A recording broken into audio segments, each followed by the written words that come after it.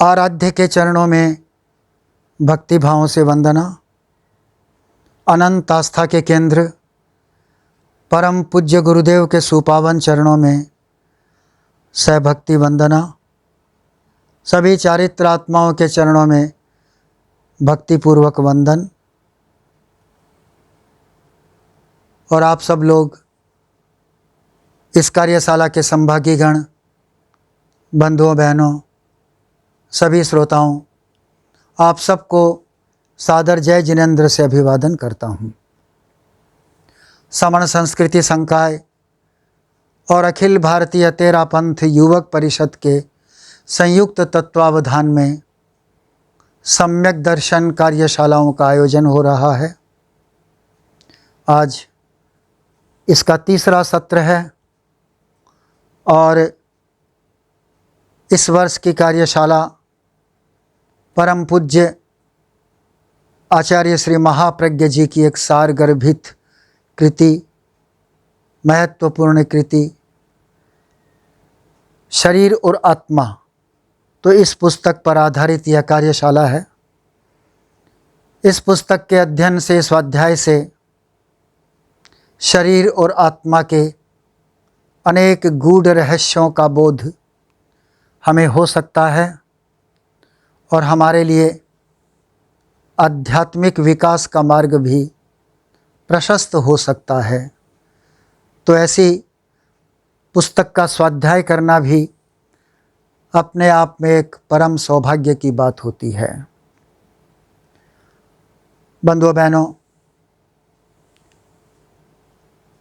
राजा प्रदेशी और केसी स्वामी, इन दोनों के संवाद पर आधारित यह पुस्तक, और इसका आधार हमारा आगम, जैसा मैंने कहा पहले, राज प्रश्नीय आगम, राज पसेणीय आगम।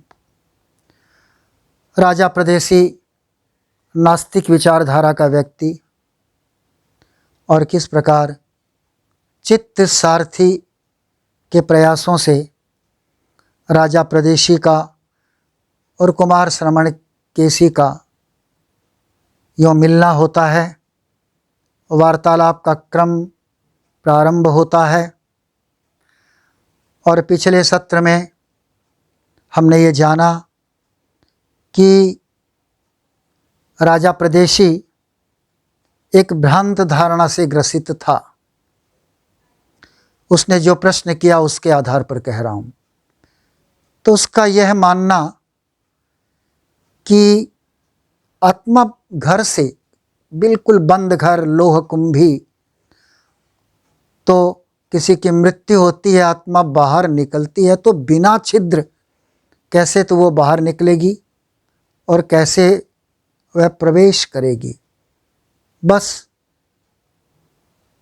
वह सुलझा नहीं पाया इस गुत्थी को कहूँ, और अनात्मवादी बन गया, मानने लगा आत्मा होती ही नहीं है। यही प्रश्न केसी स्वामी से किया। केसी स्वामी ने कहा, राजन, सूक्ष्म सत्य का साक्षात्कार करने के लिए, समझने के लिए कुछ गहराई में जाना होता है। ऊपर ऊपर से अर्थात स्थूल चेतना से हम सूक्ष्म जगत के नियमों को नहीं जान सकते।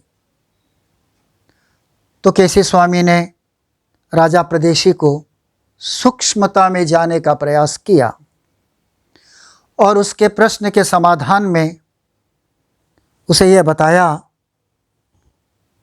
कि इस जगत में ऐसे पदार्थ हैं जिनकी गति में कोई चीज़ बाधक नहीं बन सकती है। चाहे कितना ही कोई मान लो कठोर वस्तु हो, तो उसमें से भी उस वस्तु का प्रवेश हो सकता है, और क्योंकि उसकी गति है वह अबाधित है, अप्रतिहत है, तो उसके प्रवेश होने में कोई बाधा नहीं है, तो वह कहीं भी उसकी गति हो सकती है। हमें यह जानना चाहिए कि इस दुनिया में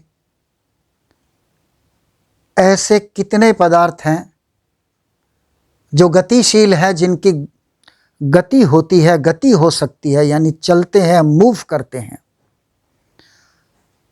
तो दो ही पदार्थ हैं, एक तो जीव, दूसरा पुद्गल।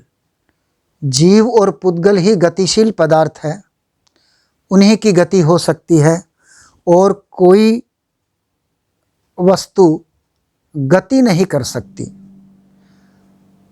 तो हमने जब 6 द्रव्यों का अध्ययन किया तो जीवास्तिकाय के बारे में, पुद्गलास्तिकाय के बारे में जानकारी की। यूँ देखिए, 6 द्रव्यों का अध्ययन करना, उसको अच्छी तरह से जानना, यह बहुत ज़रूरी है, यह ज्ञान। उसी तरह हमें 9 तत्वों का भी थोड़ा ज्ञान तो करना चाहिए। तो 6 द्रव्य और 9 तत्वों का कोशिश तो यह रही कि हम कुछ गहरा ज्ञान करें, मगर प्रारंभिक ज्ञान तो होना ही चाहिए, क्योंकि 6 द्रव्यों को जाने बिना हम ये कैसे जान सकते हैं कि यह दुनिया क्या है, संसार क्या है, लोक क्या है, इस लोक का कार्य संचालन कैसे होता है। तो लोक को जानने के लिए यूँ 6 द्रव्यों की कम से कम प्रारंभिक जानकारी करना तो अत्यंत आवश्यक है। उसी तरह बिना 9 तत्वों के ज्ञान के हम ये कैसे समझ सकते हैं, कैसे जान सकते हैं कि हमारे लिए अच्छा क्या, बुरा क्या, हेय क्या, उपादेय क्या, हमें मोक्ष मार्ग की तरफ आगे बढ़ना है तो बाधक तत्व क्या, साधक तत्व क्या, हमारे शत्रु कौन, हमारे मित्र कौन।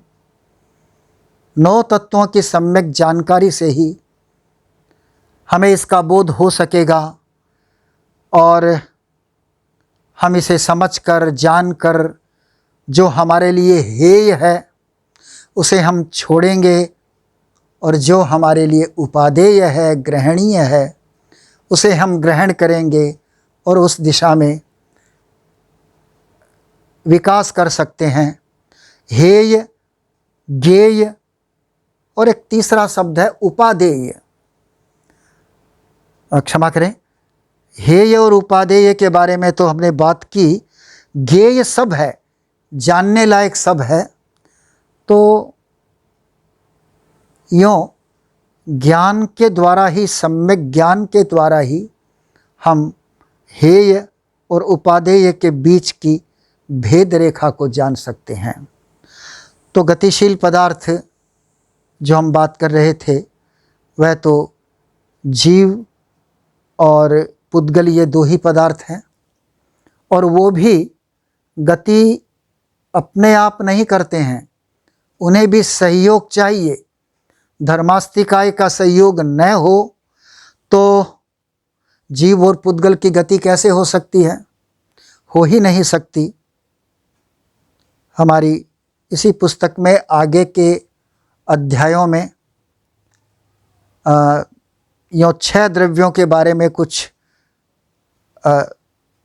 जानकारियाँ प्रदान की गई है। हम आगामी सत्रों में उनके बारे में कुछ और भी अधिक विस्तार से चर्चा करने का प्रयास करेंगे। तो देखिए कि जीव वो तो अमूर्त है, अरूपी है, मगर जीव के साथ में जो शरीर लगा हुआ है, शरीर है, शरीर और जीव दोनों का बंधन है। तो शरीर तो पौद्गलिक होता है। पुद्गल क्या है? पुद्गल अजीब होता है, एक तो यह बात, और फिर पुद्गल रूपी होता है। रूपी अर्थात जिसमें वर्ण, गंध, रस और स्पर्श हो, उसे हम रूपी कहते हैं। रूपी पदार्थ ही केवल दृष्टि का विषय बन सकते हैं, और जितने पदार्थ हम अपनी आँखों से देख रहे हैं वो सारे पदार्थ रूपी ही है, अर्थात पुद्गल ही है, अर्थात उनमें वर्ण, गंध, रस और स्पर्श अवश्य ही है। इनके बिना वो दृष्टि का विषय नहीं बन सकते। तो पुद्गल की बात कर रहे हैं।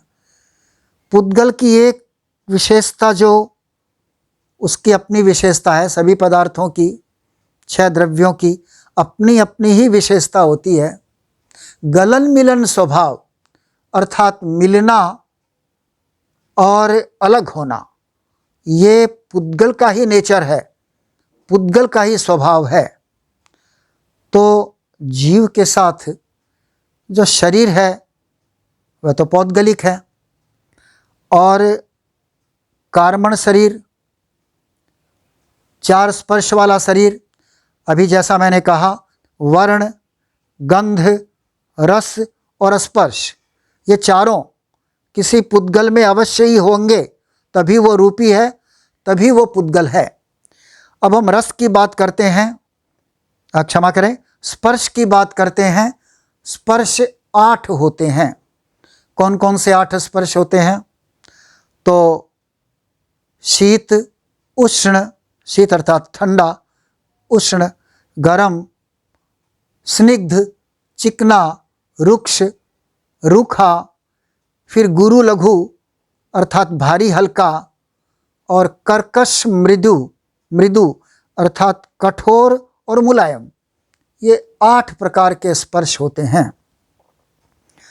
तो कुछ पुद्गल है जिनमें 4 ही स्पर्श होते हैं।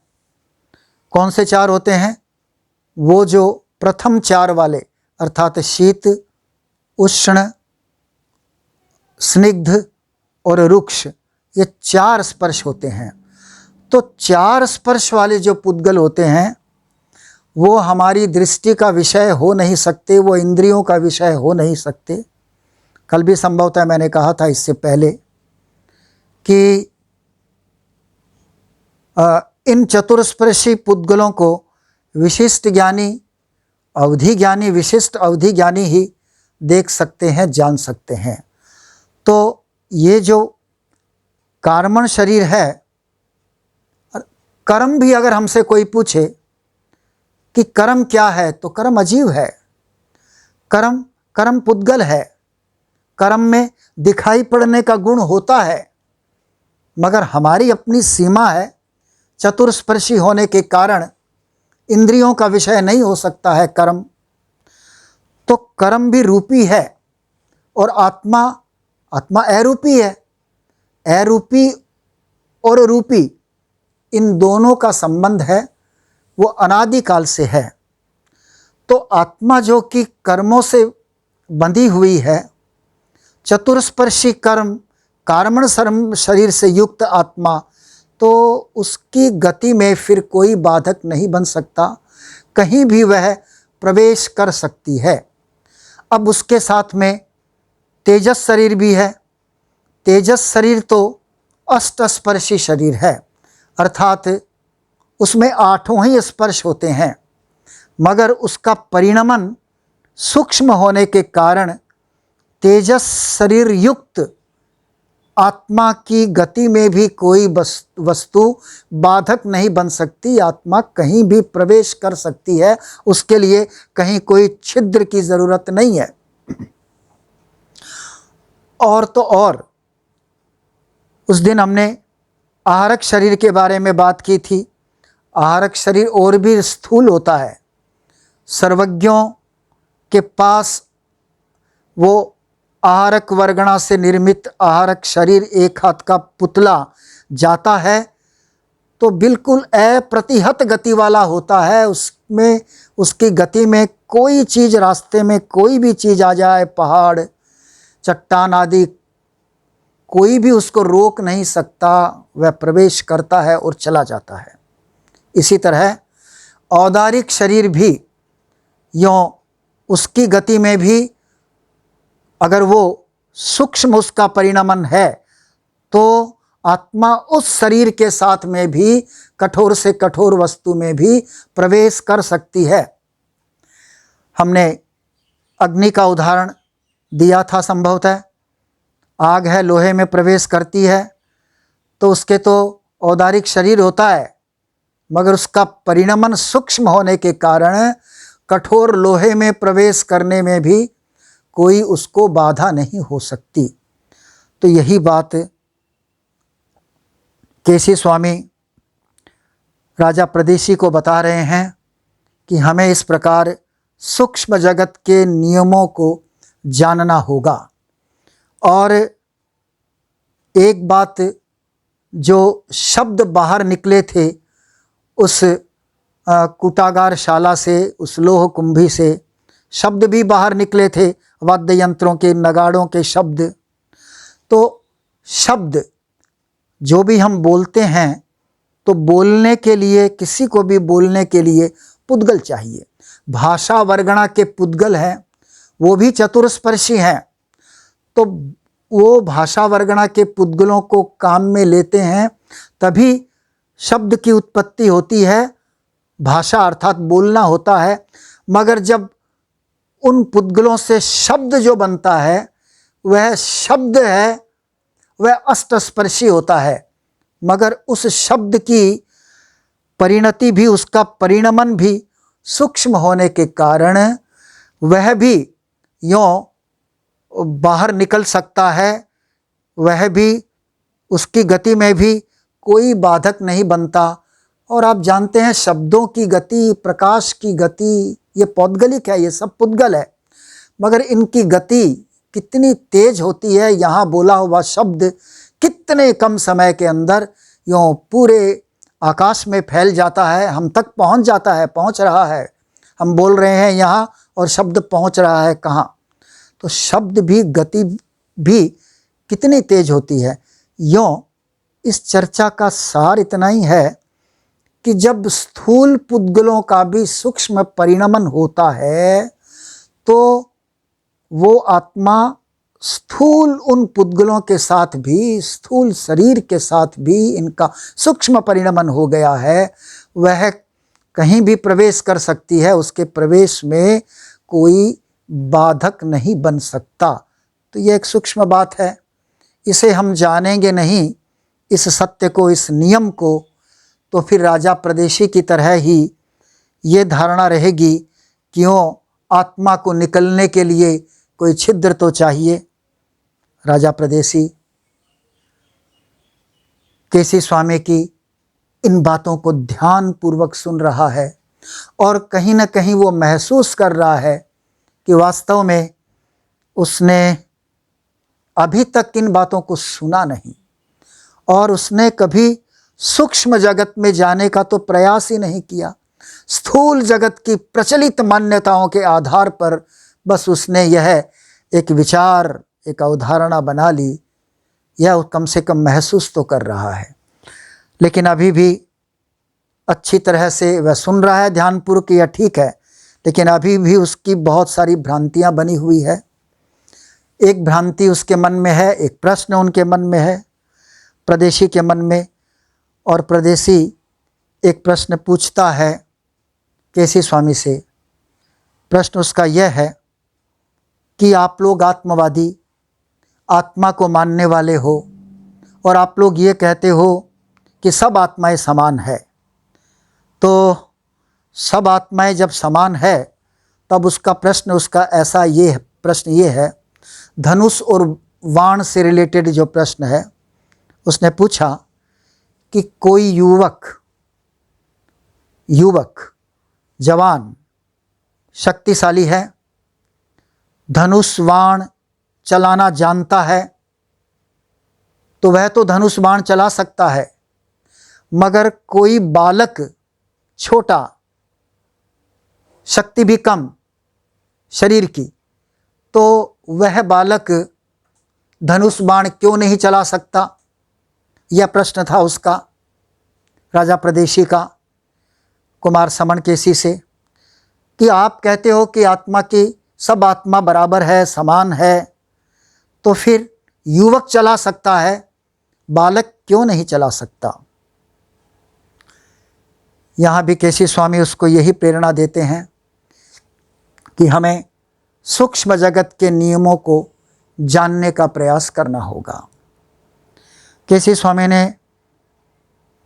कहा कि तुम्हारे इस प्रश्न के उत्तर में मैं तुमसे एक प्रति प्रश्न करता हूँ। जो युवक शक्तिशाली बलशाली है, धनुष बाण चला सकता है, उस युवक को अगर कोई धनुष बाण जो कि मान लो टूटा हुआ है, पुराना है, जीर्ण शीर्ण है, ठीक से काम नहीं कर रहा है, वह धनुष बाण अगर उसको दे दिया जाए तो तुम बताओ क्या वह युवक धनुष बाण चला सकता है? प्रदेशी ने कहा नहीं। तो क्यों नहीं चला सकता? क्योंकि धनुष बाण है वो पुराना है, सही काम नहीं कर रहा है, इसलिए वह नहीं चला सकता। कुमार श्रवण केसी स्वामी ने उससे कहा कि देखो, धनुष बाण और चलाने वाला दोनों दो है। चलाने वाला अलग है और धनुष बाण अलग है, दोनों को दो देखो। अब चलाने वाला तो जीव है और धनुष बाण वह तो अजीव है, वह तो पुद्गल है। तो अगर वो पुद्गल सही नहीं है तो चलाने वाला कैसे चलाएगा? तो वह नहीं चला सकता है। तो उन्होंने आगे यह एक बहुत महत्वपूर्ण बात यह बताई कि जितने भी संसारी जीव है, कर्मयुक्त जीव हैं, उनकी जितनी भी प्रवृत्ति होती है वह प्रवृत्ति पुद्गलों से होती है। पुद्गलों के बिना संसारी जीवों का काम, हम और आप संसारी जीव ही हैं, हमारा इतना सा काम भी पुद्गल के बिना नहीं चल सकता।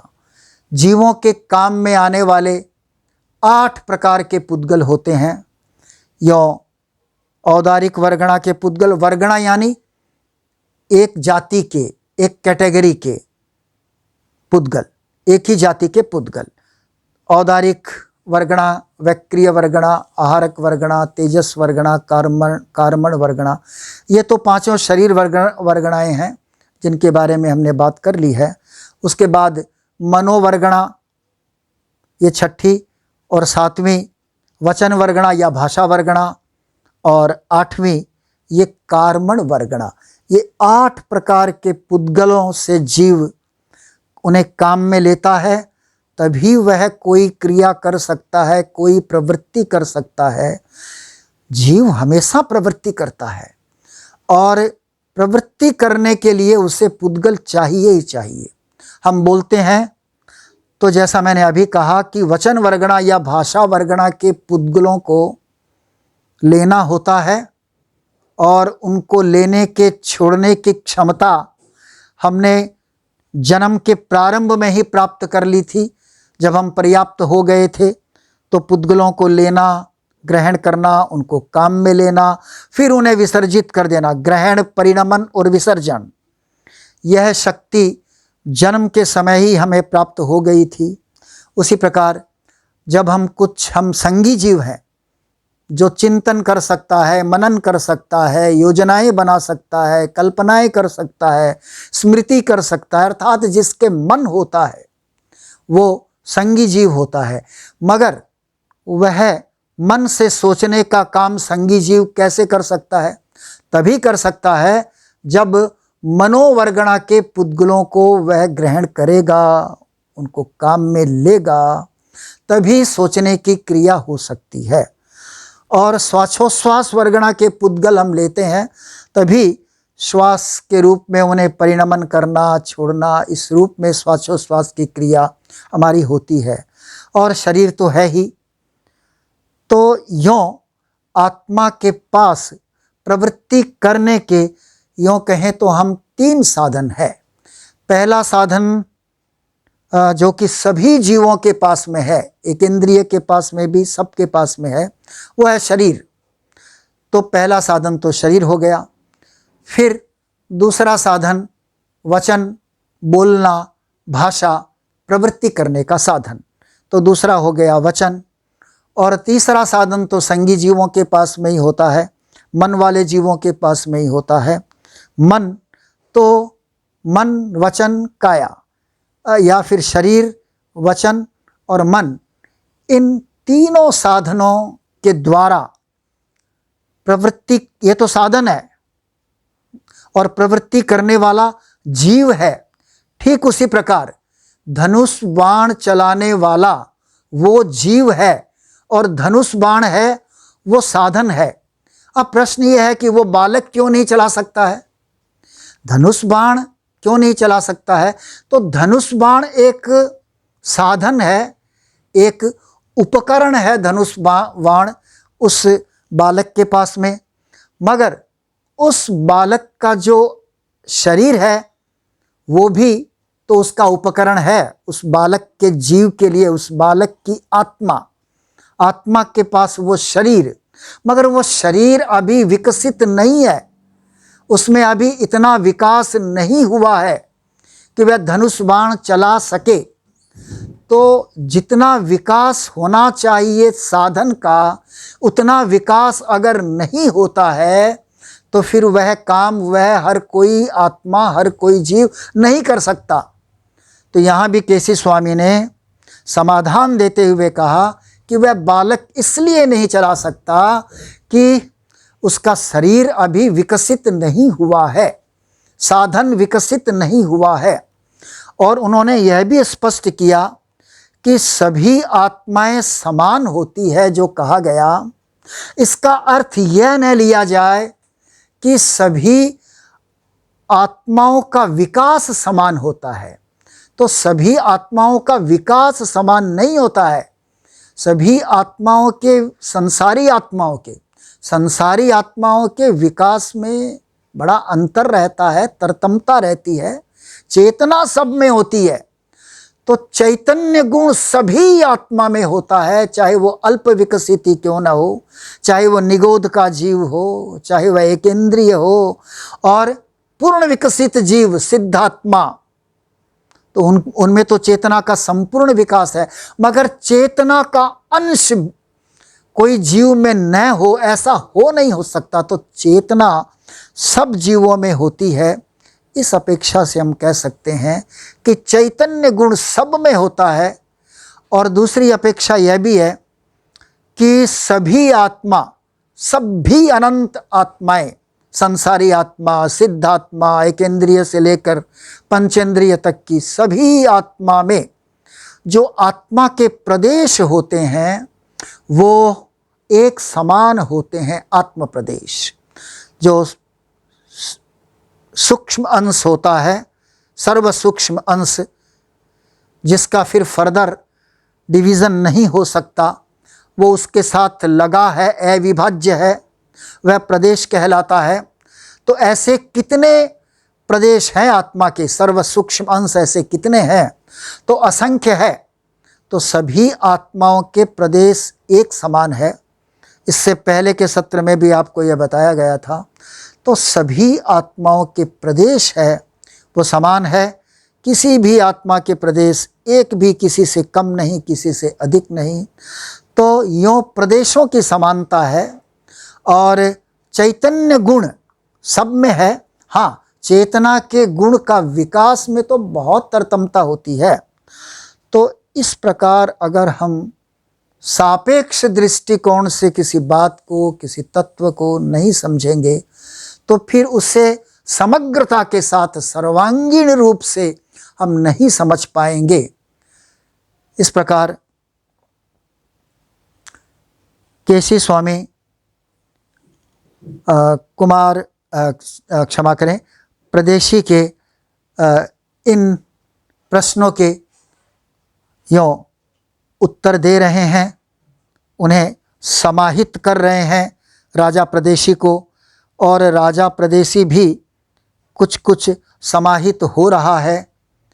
राजा प्रदेशी को यह बताया गया कि राजा प्रदेशी, आप इस गलत अवधारणों को छोड़ दें कि आत्मा और शरीर दोनों एक है।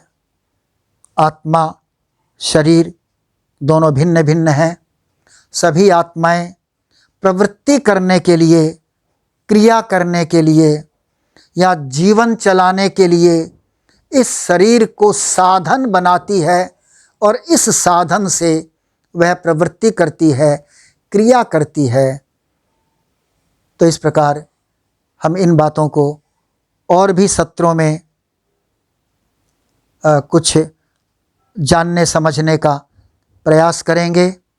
बस इसी भावना के साथ आप सबके प्रति आभार व्यक्त करते हुए और परम पूज्य गुरुदेव के सुपावन चरणों में पुनः पुनः वंदना अर्पित करते हुए आज के मेरे वक्तव्य को मैं विराम देता हूँ।